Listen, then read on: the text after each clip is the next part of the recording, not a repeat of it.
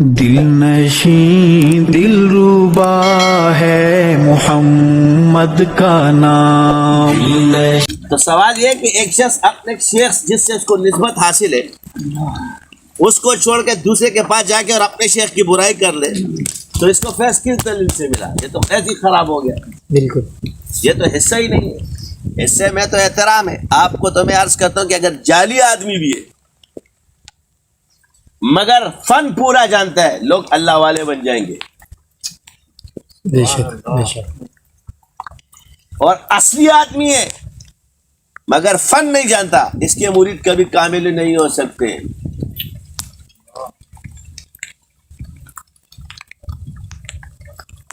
سمجھ آ رہی ہے؟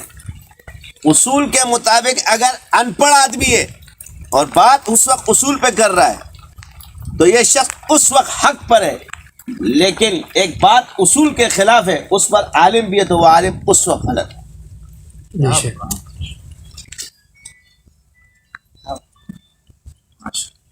بات اصول کی ہے، بے شک. شخصیت کی نہیں بھلے عالم ہے. مثال کے طور پہ ایک عام آدمی بے گناہ ہے اور عالم گناہگار ہے تو یہ بے گناہ اس وقت ٹھیک ہے اور یہ گناہ پہ اس وقت غلط ہے. مگر اس وجہ سے یہ ان پڑھ جو ہے عالم نہیں بن سکے گا اور اس غلطی پہ عالم جاہل نہیں بن سکے گا. ہم کیا کرتے ہیں کہ اگر کسی عالم کا ساوا سامنے آ جائے مڑا مولیا گالیاں دینا شروع کرے کیونکہ تمہارا مذہب ہی وہ بلعم بن باورا والا ہے. علم گندا نہیں ہوتا، نسبت گندی نہیں ہوتی. بے شک. تم یہ سوچو کہ اس علم سے اللہ نے نوازا کس نے؟ اللہ نے. بے شک. یاد رکھو جو گرا ہے نا وہ اپنے عمل سے، لیکن وہ جتنا پھر قریب جائے گا تم بڑے بڑے قریب نہیں جا سکتے کیونکہ وہ پہچان رکھتا ہے.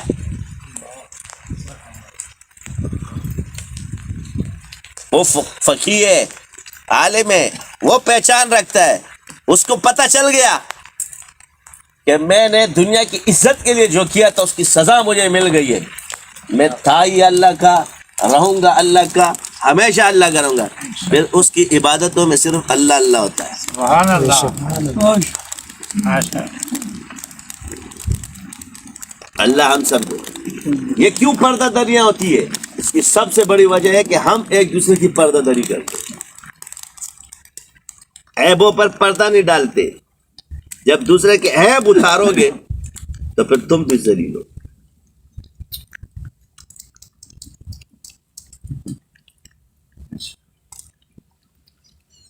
کون کون سی چیزیں آپ کو تباہ کرتی ہے؟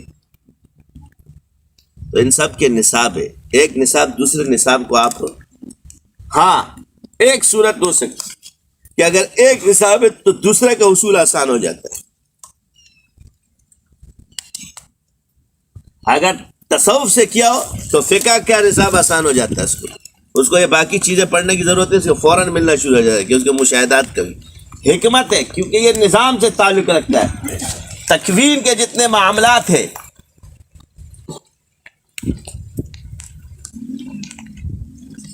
اور ظاہر کے جس میں سیاست،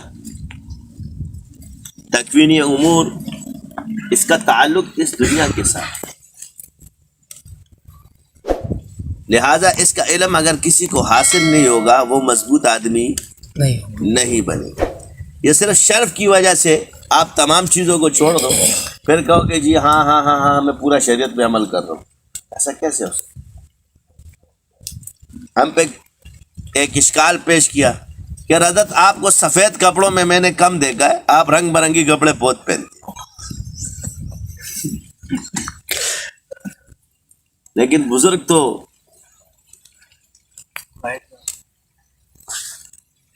میں نے کہا بھائی بات یہ کہ تصوف لباس میں نہیں ہے، علم کے ساتھ ہے.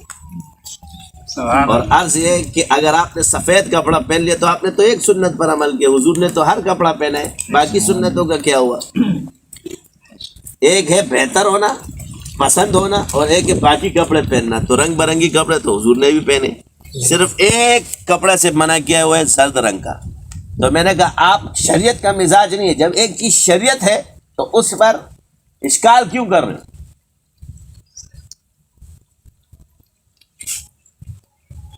تو تمہارا مزاج جو ہے وہ بزرگوں والا ہے. یہ شریعت کو مزاج بناؤ، مزاجی شریعت سے دور. جب ایک چیز جائز ہے بس جائز ہے. میں نے کہا اگر سفید لباس افضل ہے تو مجھے صحابہ دکھا دو. بے شک ہے افضل کہ صحابہ نے ہمیشہ سفید لباس پہنے، ایک رنگ کے کپڑے پہنے ہو. ایک روایت تو لیا ہو نا. بالکل. یہ بات میں تم لوگوں پہ بہت تقویٰ شروع ہو جاتا ہے انکار کرنے کے لیے. اور تقویٰ کا مطلب یہ کہ آپ ایک چیز کو پسند کرو تو اسے کا انکار مت کرو. لباس میں سنت کے مطابق ہونا چاہیے، شریعت کے خلاف نہ ہو، بس جائز ہے.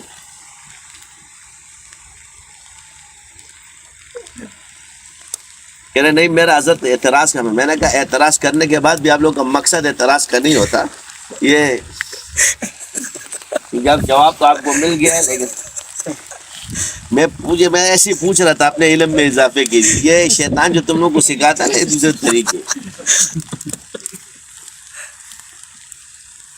یہ پیر کے پیر بننے جب آتے ہیں نا، سوال کرنا اچھا ہے بالکل. مگر اس کے اندر سوال چھپاؤ. فاسألوا اہل الذکر کہ اس میں تمہارے علم کی کمی ہے. یہاں جب تمہارے اندر کراہت آ جائے کہ یہ کیوں ہے، اعتراض کا سوال نہیں کرنا چاہیے. سوال وہ کرنا چاہیے جو علمی طلب کے لیے ہو، بے شک. وہ تمہیں فائدہ دے گا. جب تمہیں ایک دفعہ اعتراض آ گیا یہ وسوسہ ہے تو پھر دوسری مرتبہ اور ڈالے گا، پھر تیسری مرتبہ اور ڈالے گا، اور پھر اعتراض پر اعتراض کرتا رہے گا اور تو معترض بن جائے گا. کیونکہ اگر سوال ہے تو بھی تو مولوی ہے، اتنا تیرے کو پتہ نہیں ہے. تو یہ چیزیں یاد رکھو، یہی کمزوریاں پیدا کرتے، خواہ مخواہ کے اشکالات دماغ میں ڈالے گی.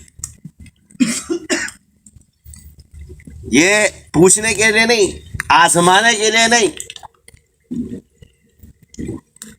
کتنے بزرگان دین ہیں جنہوں نے حضرت مدنی رحمت اللہ علیہ گئے کسی سے تعویذ سیکھنے، اور اس تعویذ میں وہ لکھتے تھے، سوال کیا حضرت پوچھا، یہ یاد سمجھ گئے، یہ اپنے مدرسے کی کتابیں وہاں رکھو، لکھنا ہے تو لکھو نہ جاؤ.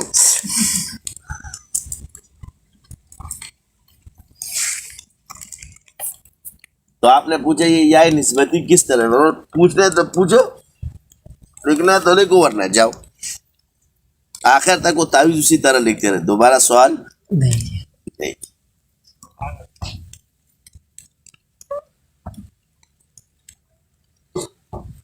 اس چیز کا غلط مطلب اٹھا لیا گیا.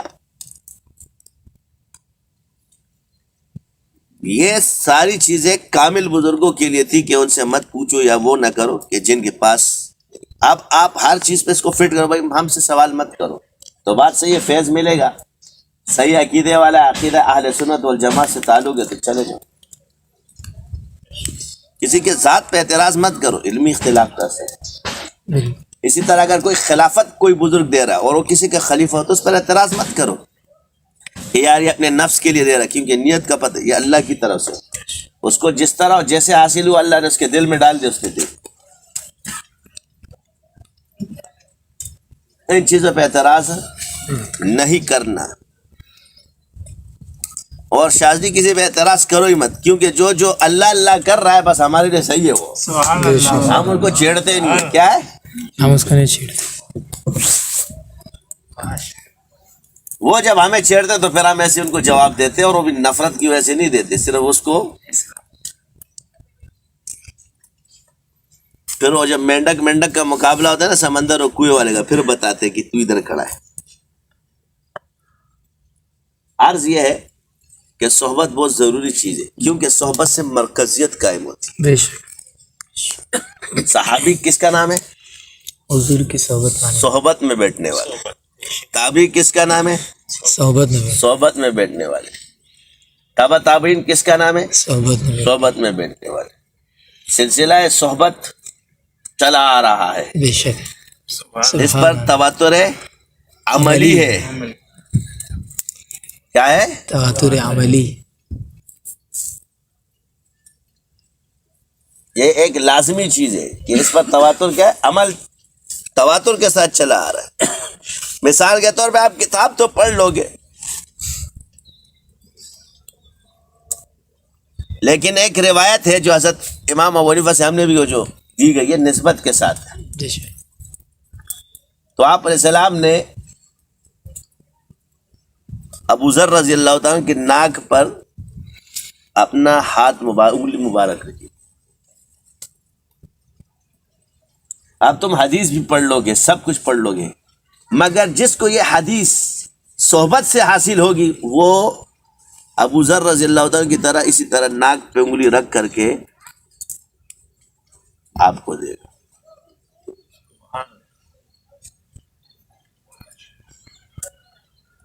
یعنی یہ عمل بھی آج تک محفوظ ہے. کس چیز برکت سے؟ تواتر کی. صحبت کی. ایک اور روایت ہے جس میں حضرت علی رضی اللہ تعالیٰ عنہ کی طرف تو حضور پہلے ان کو زمزم کھلاتے، پھر پانی پلاتے، پھر وہ روایت سناتے.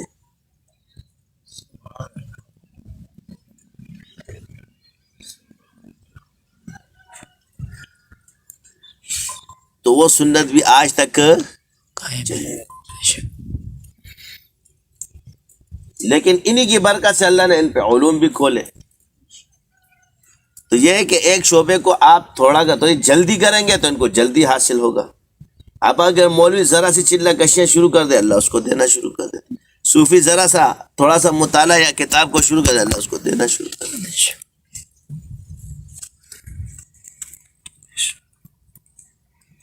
کوئی بھی چیز آپ جب تک اس کے حساب سے جو اس کے عرف میں چل رہی ہو پہلے اس میں دیکھو گے، اس میں آپ کمال حاصل نہیں کر سکتے جب تک آپ ان کو زیر نہ کرو. آپ کے عروج کی ایک وجہ اللہ کے فضل و کرم سے صرف یہ ہے کہ لوگ آپ کے سامنے زیر ہو چکے. بے شک. بڑے بڑے زیر ہو چکے ہیں. زیر ہو چکے. کیوں ہوئے؟ کہ کثرت سے جو ذکر تھا وہ نہ کر سکے، یہاں سب کر رہے. یعنی مثال کے تحدیث نعمت کی کہ جو ان کا بیمار ہے، ہمارا مریض، ہم جو مریض کو ذکر کراتے ہیں یہ اس دور میں کاملین بھی نہیں کرتے.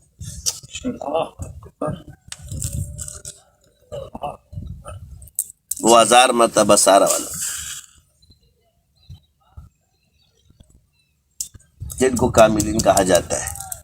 اب وہاں سے سیکھ کے چلائیں گے ہماری ساری چیزیں، ادھر جا کے دوسرے کا نام لیں گے کہ اس کی پاور بہت ہے، میرا یہ کھل گیا، میرا وہ کھل گیا، تیرا سب کچھ بند ہو گیا. اب یہ باتوں سے نہیں کھلتا. تو آپ لوگ جو ہے نا، ہم کہیں گے جی شوق ہے، نہیں.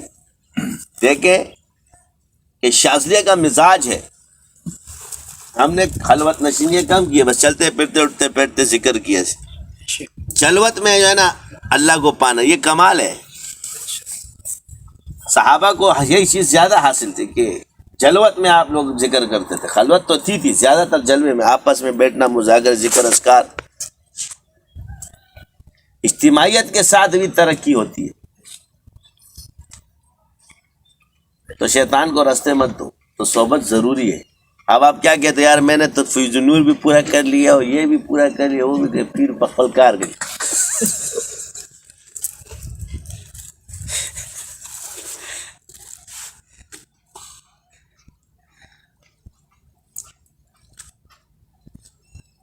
پھر جب نقصان ہو جائے گا تو پھر بدنام کون ہوگا؟ پیر صاحب. پیر صاحب. یہ پیر کی وجہ سے ہوا ہے. استاد جی طبیعت خراب ہے، تو اس سلسلے میں چل رہا ہے نا، یہ ساری خرابی اسی کی وجہ سے. وہ لطیفہ یاد آ جاتا ہے کہ آدمی شعر بنانے چلا گیا تو کہنا میں نے شعر بنانے کہاں پہ دل پہ اوپر چھاتی پہ. تو اس نے جب وہ سوئی چبوئی نا تو اس نے کہہ رہے گا یار یہ کیا بنا رہا ہے؟ کہہ رہا دم بنا رہا ہوں. یار بغیر دم کے بھی تو شعر ہوتا ہے.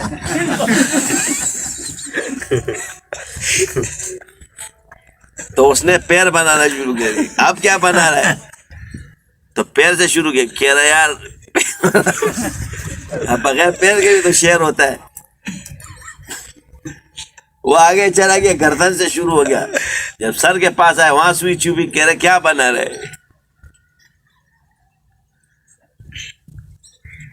کہہ رہے یار سر بنا رہا. کہہ رہے بغیر سر کے بھی تو شعر ڈاؤٹ مڑا شعر بنانے بھی آئے تو دماغ خراب کرنے. ان کو بڑا بزرگ بھی بننا ہے. اللہ والا غوث الفرد اور قیوم سما بننے کے لیے آتے ہیں. وہ ایک پر جب پڑھی نا کہتا ہے اگر میرے باپ کی توبہ میں اپنے اولاد کو بھی نصیحت کروں گا کہ کبھی نسبت اللہ سے مت مانگے.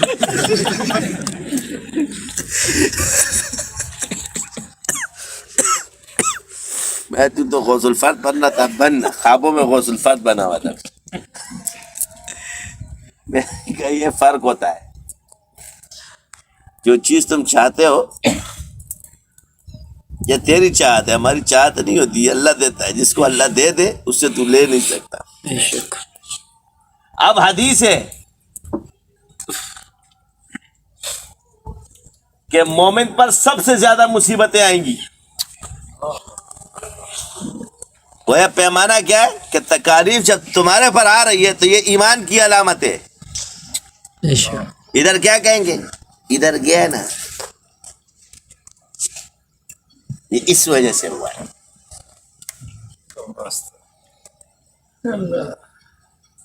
اب تمہارے ہاں ایمان کا پیمانہ کیا ہے اور ہمارے ہاں کیا ہے؟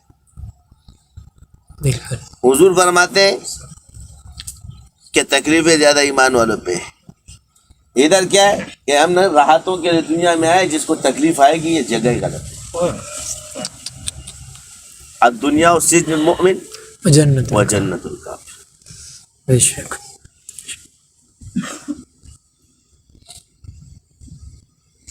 تو اس لیے جتنے بھی شاگرد آؤ جنہوں نے پرانی جتنی تقریریں سن لی ہو, وہ تقریر کی نیت سے نہیں بیٹھے, وہ صحبت کی نیت سے بیٹھے.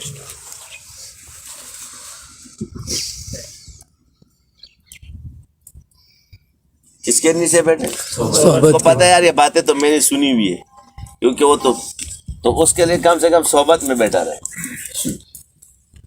تو پرانوں کے لیے صحبت ہے اور نئےوں کے لیے علم ہے. آج بھی دیکھو جب تک آپ علم کو سکھاتے ہو تو جب تک اس کی تکرار کتاب میں نہ کی جائے, اس کو پڑھے نا, اور صبح شاگرد کو نہیں پڑھاتا. یہ بزرگوں کا طریقہ نہیں چلا. بالکل. اب اس سے کیا ہے کہ گھنٹہ 1.5 گھنٹہ 2 گھنٹہ آپ مطالعہ کرتے ہو. کیوں کر رہے ہو؟ وجہ یہ کہ اس سے تم بھی محفوظ رہتے ہو اور اگلے کو بھی رہتا ہے. ورنہ 1.5 سال چھوڑ دو, پوری صرف نہ اوپر سے گزر جائے گی, پھر تو اسی طرح پھرتا رہے گا. 2 سال 3 سال قرآن چھوڑ دو, پھر تمہاری قرات خراب ہو جائے گی, ختم. آج تمہیں کتابوں نے دی وہ عام ہی انسان بن جاؤ گے, مگر سے وہ جو درس و تدریس یا شعبے سے منسلک رہتا ہے, تحقیق سے منسلک رہتا ہے, وہ بچا رہتا ہے. لیکن اب یہ بھول گئے ایسے نہیں, یہ کور جلدی کر جاتا ہے, کیونکہ یہ ضائع تو نہیں ہوتا. جیسے آپ اس کو دوبارہ شروع کریں فوراً, بس یہی حال ہے. اب آپ سے سوال کیا جائے گا کہ جی سند ہے, نسبت اور فیض میں کیا فرق ہے؟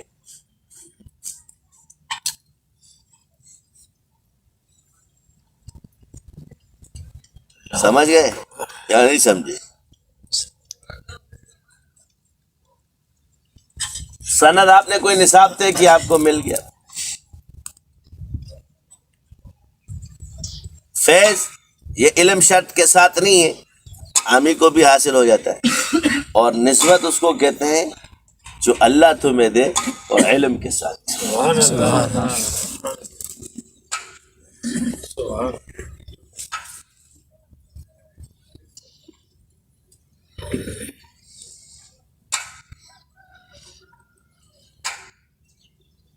بارش ختم ہو گئی ہے بس, اور ٹائم بھی ہو گیا.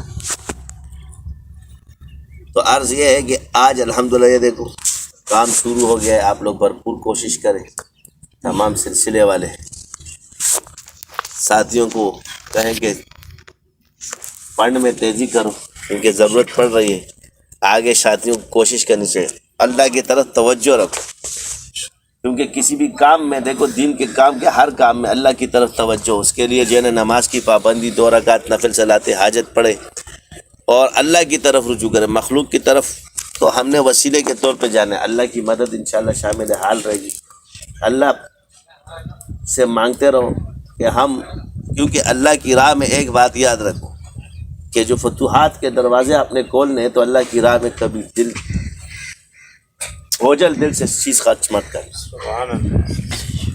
بوجھل دل سے چیز خرچ مت کر. کوئی تمہیں جتنا بھی برا کرے گا تمہارے وہ دل میں، وہ خوشی میں اور اس اخلاص میں کمی نہیں آنی چاہیے. بے شک. جستجو جاری ہے. یہ یاد رکھو، کیونکہ تمہاری نیت کا اللہ کو پتہ ہے اور اس کی برکات ضرور آتی ہے، کیونکہ میں نے اخلاص مخلص آدمی کو ضائع ہوتے ہوئے نہیں دیکھا ہے. سبحانک اللہم و بحمدک اشہد ان لا الہ الا انت. دل نشیں دل ربا ہے محمد کا نام.